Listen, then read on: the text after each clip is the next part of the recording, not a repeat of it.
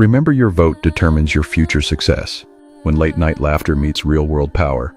In a moment that felt less like comedy and more like constitutional confrontation, late-night host Stephen Colbert pulled back the curtain on a media decision that sent shockwaves far beyond television screens.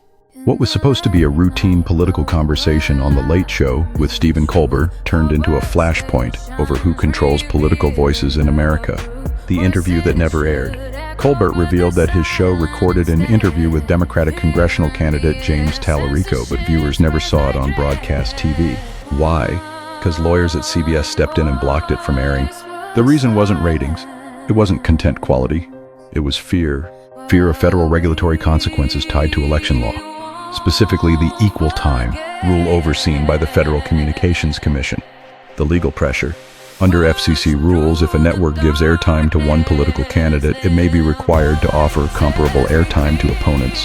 Historically, late-night comedy shows were largely exempt, but signals from FCC leadership under Chairman Brendan Carr suggested those protections might be narrowing.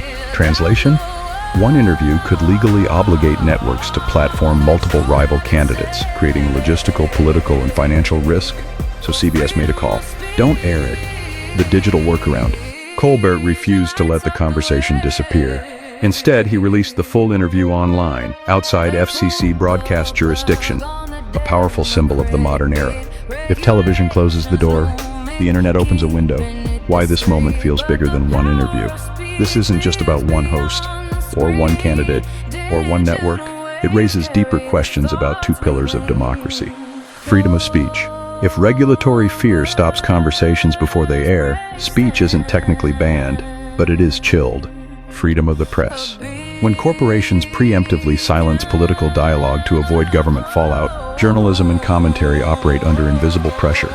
No law may say you cannot speak, but power can still whisper, you probably shouldn't.